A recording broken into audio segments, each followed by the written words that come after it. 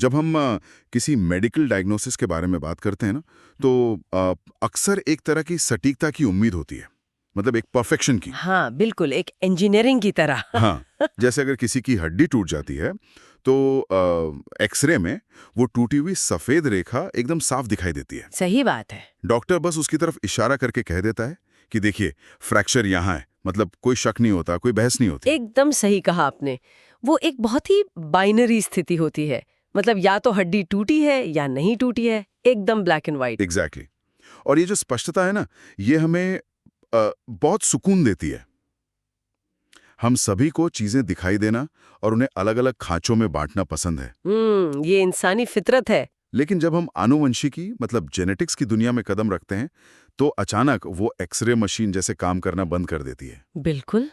हम एक ऐसे परिदृश्य को देख रहे होते हैं जो बहुत ही रहस्यमय है, बहुत ही धुंधला है। हाँ, क्योंकि ये सब माइक्रोस्कोपिक लेवल पे हो रहा है। और हम सभी के लिए ये जानना कितना रोचक है कि जो चीज़ हमें हम बनाती है, जैसे हमारी आंखों का रंग, हमारी लंबाई या यहाँ तक कि हमारी बीमारियों का खतरा, बिल्कुल। वो सब एक ऐसे अदृश्य कोड में लिखा है जिसे हम नंगी आंखों से देख भी नहीं सकते। और सच कहूं तो यही इस विषय को इतना आकर्षक बनाता है है ना? हाँ, हम एक ऐसे ब्लूप्रिंट की बात कर रहे हैं जो हर जीवित कोशिका के अंदर मौजूद है, लेकिन उसे डिकोड करने में मानवता को सदियां लग गई। और आज की हमारी इस गहन चर्चा का मिशन भी यही है।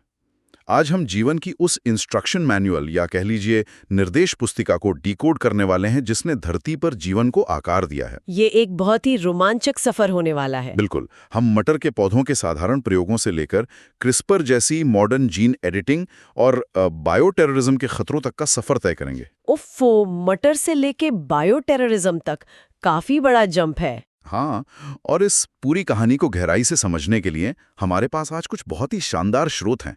अच्छा। हाँ, जिनमें national human genome research institute की ऐतिहासिक टाइमलाइन शामिल है, विकिपीडिया के आनुवंशिकी के मूलभूत सिद्धांत शानदार। और साथ ही एमएसडी मैनुअल की बुनियादी बातें और जेनेटिक इंजीनियरिंग के फायदों और खतरों पर दृष्टि आईएएस का एक बहुत ही दिलचस्प विश्लेषणात्मक लेख भी शामिल है। ये सारे स्रोत मिलकर हमें एक बहुत ही व्यापक तस्वीर देने वाले हैं। एग्जैक्टली तो चलिए इसे थोड़ा विस्तार से समझते हैं। बिल्कुल, शुरू करते हैं। मतलब अगर हम इस पूरी गुत्थी को सुलझाएं तो सबसे पहले यह समझना जरूरी है कि इससे पहले कि हम डीएनए के साथ कोई भी छेड़छाड़ कर पाते, विज्ञान ने आखिर से खोजा कैसे?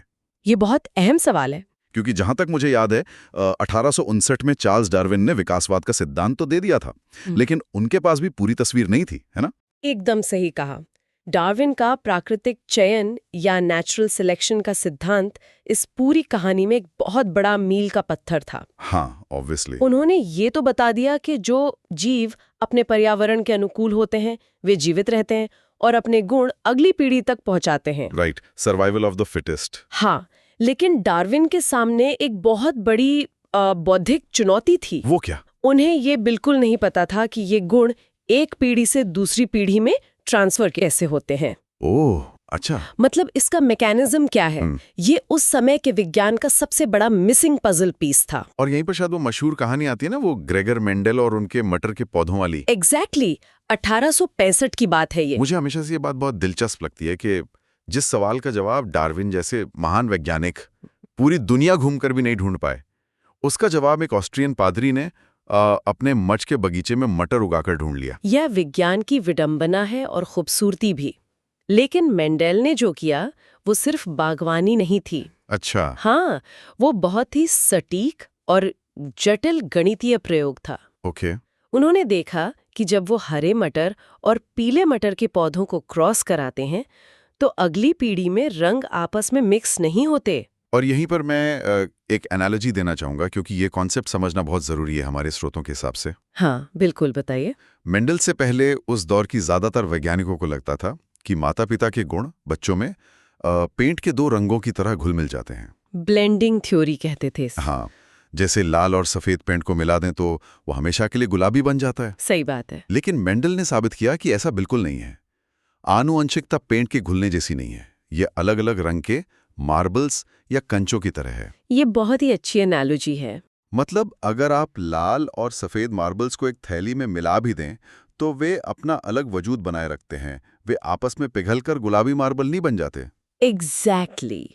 और यहाँ जो बात सबसे ज्यादा रोमांचित करती है वो ये है कि मेंडल ने साबित कर दिया कि गुण असतत इकाइयां यानी डिस्क्रीट यूनिट्स में सफर करते हैं।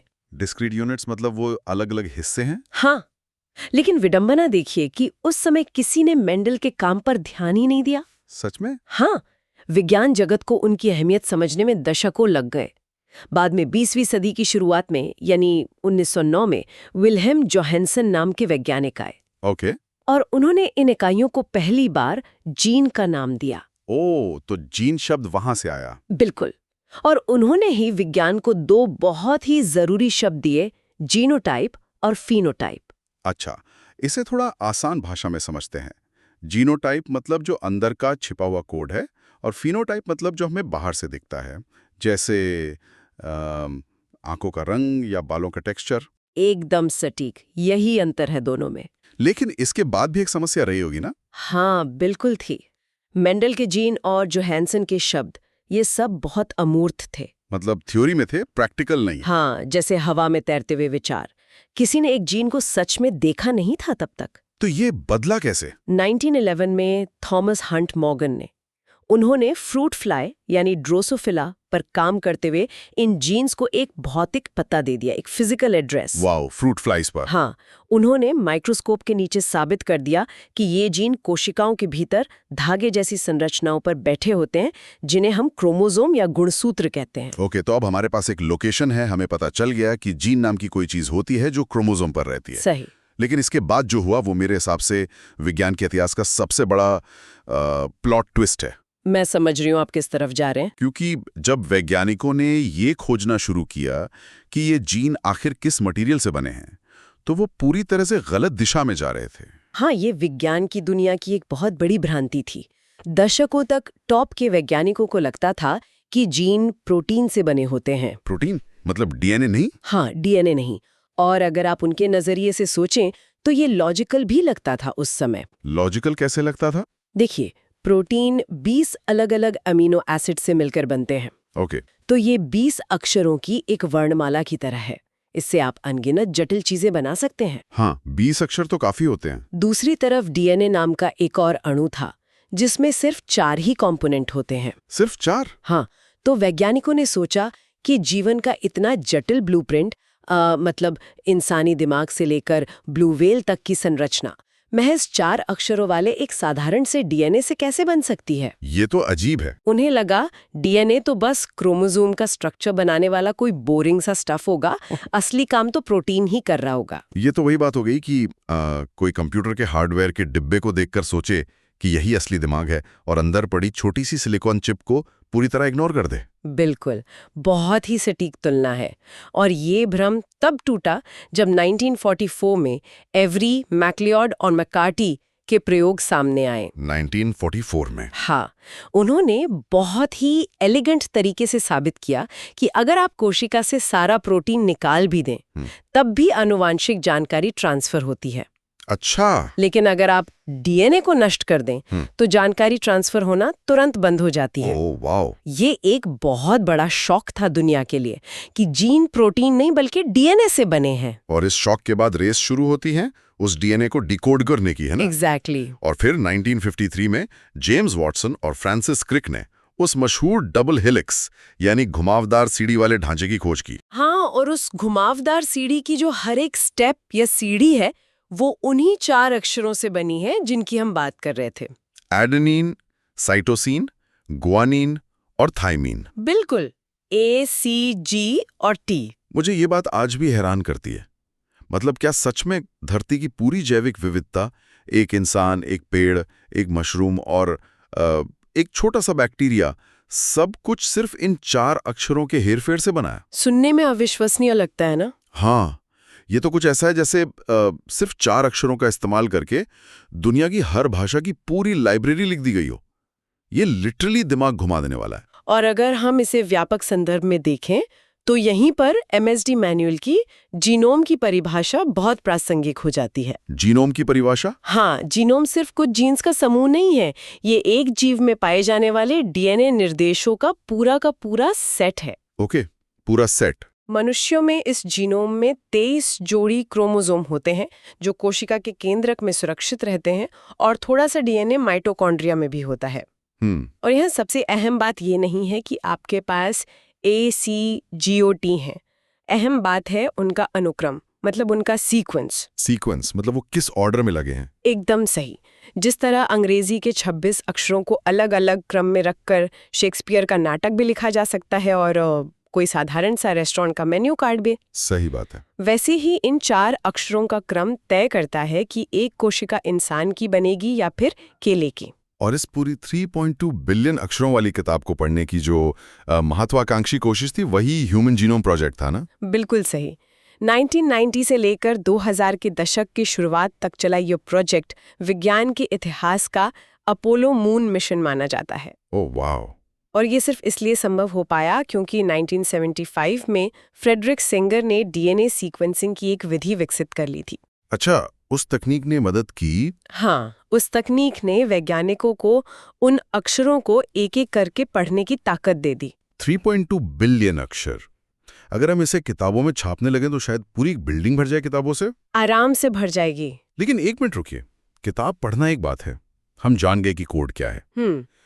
लेकिन यहां से बात असल में दिलचस्प हो जाती है। अच्छा। बात तब सच में बहुत दिलचस्प होती है जब इंसान सिर्फ पढ़ने से संतुष्ट नहीं होता। क्या हो अगर हम उस किताब के शब्दों को रबर से मिटाकर अपनी मर्जी से नए शब्द लिख सकें? आप बिल्कुल सही दिशा में सोच रहे हैं। क्योंकि मेरे ख्याल से यहीं से जेनेटिक इंजीनियरिंग का जन्म होता है। बिल्कुल। विज्ञान केवल प्रकृति का पैसिव दर्शक नहीं रहना चाहता था। हाँ, इंसान की फितरत है कंट्रोल करना। और 1973 में एक ऐसा प्रयोग हुआ जिसने दुनिया को हमेशा के लिए बदल दिया। क्या हुआ था 1973 में? शोधकर्ताओं ने एक अफ्रीकी मेंढक के डीएनए का एक हिस्सा काटा और उसे ई कोलाई नामक बैक्टीरिया के अंदर डाल दिया। ई कोलाई बैक्टीरिया में?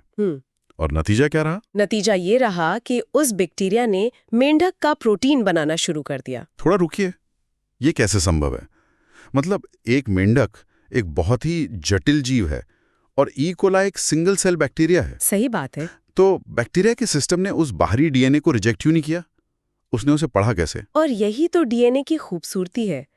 जैसा कि हमने पहले बात की थी, जीवन की भाषा यूनिवर्सल है। ओहो। हाँ, बैक्टीरिया हो या मेंढक, दोनों ACGT की भाषा ही समझते हैं। वाओ। तो बैक्टीरिया के अंदर के सिस्टम को ये नहीं पता था कि ये कोड मेंढक का है। उसने बस कोड पढ़ा और उस निर्देश का पालन करते हुए वो प्रोटीन बना दिया। ये तो लिटरली कंप्यूटर में कट कॉपी पेस्ट करने जैसा है। मतलब आपने मेंढक के सॉफ्टवेयर का कोड लिया, उसे बैक्टीरिया के हार्डवेयर में पेस्ट कर दिया और उसने बिना किसी एरर के काम किया। बहुत ही शानदार एनोलॉजी है आपकी।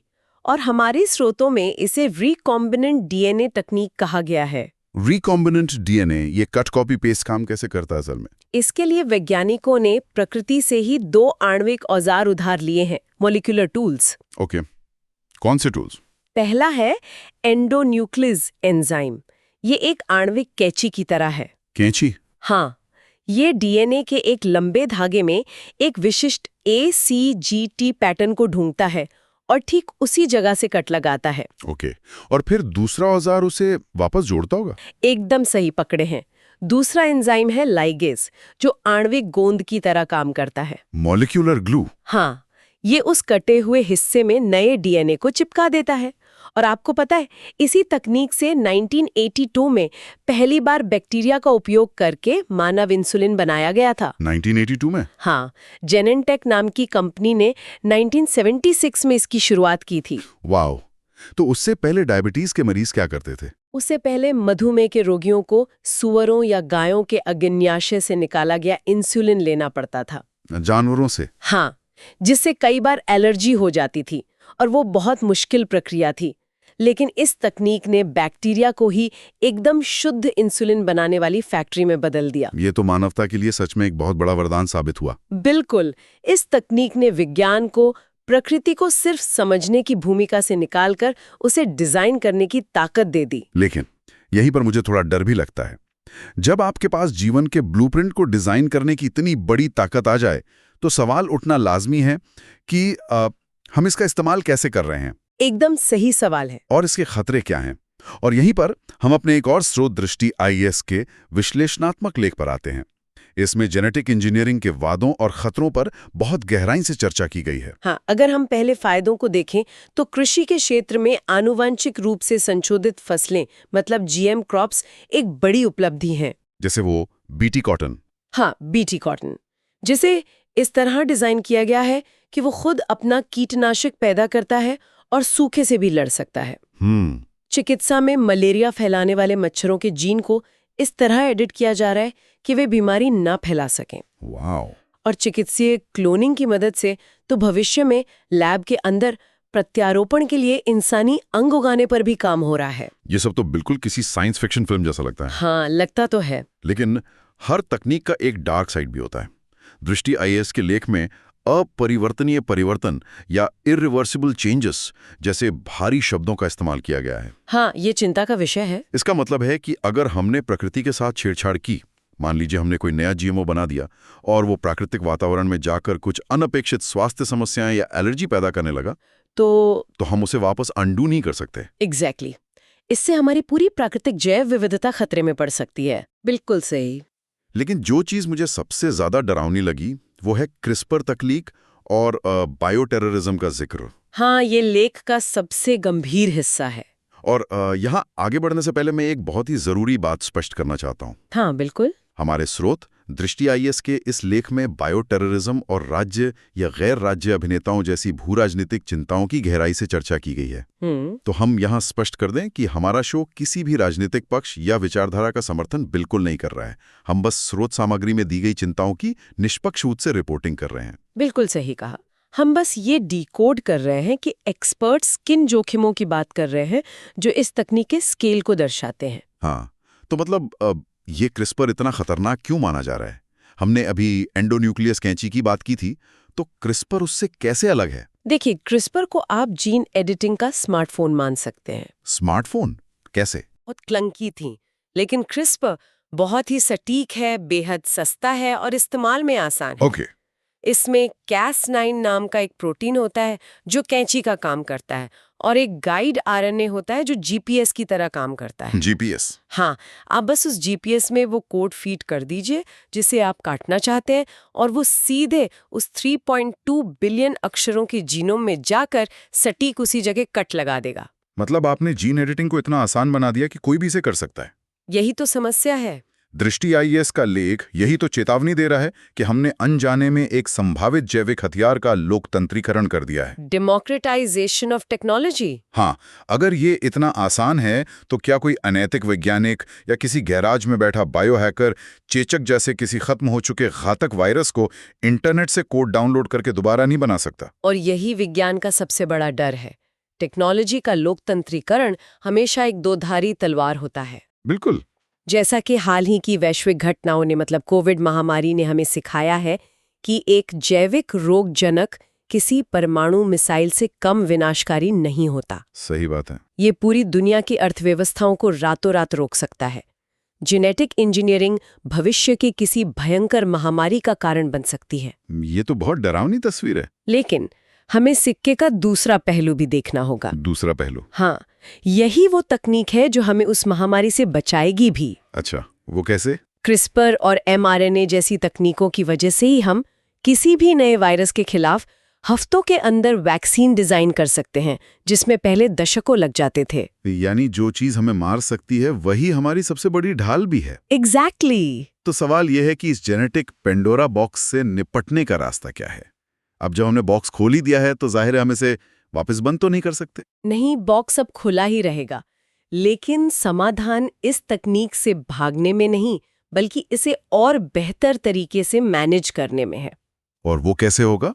स्रोत सामग्री इशारा करती है कि भविष्य में हमें जेनेटिक इंजीनियरिंग को आर्टिफिशियल इंटेलिजेंस और बिग डेटा के साथ जोड़ना होगा। एआई और जेनेटिक्स का कॉम्बिनेशन? हाँ, एआई हमारे जीनोमिक डेटा का तेजी से विश्लेषण कर सकता है और किसी भी खतरे को पहली भांप सकता है। वाओ! इसके अलावा 3D प्रिंटिंग और जेनेटिक्स को मिलाकर हम भविष्य में हर इंसान के निजी डीएनए के हिसाब से होम मेडिसिन और कस्टमाइज्ड टिश्यू विकसित कर सकते हैं। एआई, 3D प्रिंटिंग और डीएनए का ये संगम, ये सच में भविष्य की एक बहुत ही पावरफुल तस्वीर पेश करता है। बिल्कुल। आज की चर्चा सच में बहुत ही शानदार रही। हमने शुरुआत की थी एक हड्डी के एक्सरे और उसकी स्पष्टता से। हाँ, स्ट्रक्चर दिखता था। आज वो विज्ञान बन गई है जिसे हम सिर्फ पढ़ नहीं रहे बल्कि अपनी मर्जी से लिख भी रहे हैं। ये विज्ञान की सबसे बड़ी जीतों में से एक है। लेकिन इस पूरी डीप डाइव को खत्म करने से पहले मैं जब इस ऐतिहासिक टाइमलाइन को पढ़ रहा था तो मुझे एक बहुत ही अजीब और दिलचस्प बात मिली अच्छा, जिस पर हमने अभी तक चर्चा नहीं की है, और मैं चाहता हूं कि हम उसी विचार के साथ आज की चर्चा को खत्म करें। जरूर बताइए वो क्या है। बात 1944 की है, जब वॉटसन और क्रिक ने डीएनए का स्ट्रक्चर खोजा भी नहीं था। तब एक वैज्ञानिक थी बारबरा मैक्लिंटॉक। वो मकई या कॉर्न पर शोध कर रही थी। Barbara McClintock. हाँ, और उन्होंने कुछ ऐसा खोजा जो उस समय के जेनेटिक्स के सारे नियमों के एकदम खिलाफ था। उन्होंने जंपिंग जीन्स या ट्रांसपोजॉन्स की खोज की। बिल्कुल, उनका काम तो दशकों तक विज्ञान जगत के लिए एक पहेली बना रहा। हाँ, क्योंकि उन्होंने साबित किया कि हमारे क्रोमोसोम पर जीन किसी फिक्स जगह पर बैठे हुए पत्थर के मकान नहीं है। वे गतिशील हैं। कुछ जीन अपनी मर्जी से डीएनए के एक हिस्से से काटकर दूसरी जगह पर जंप कर सकते हैं या खुद को कॉपी कर सकते हैं। और ये बात पूरी तरह से उस धारणा को तोड़ देती है कि हमारा जीनोम एक स्थिर निर्देश पुस्तिका है। एग्जैक्टली।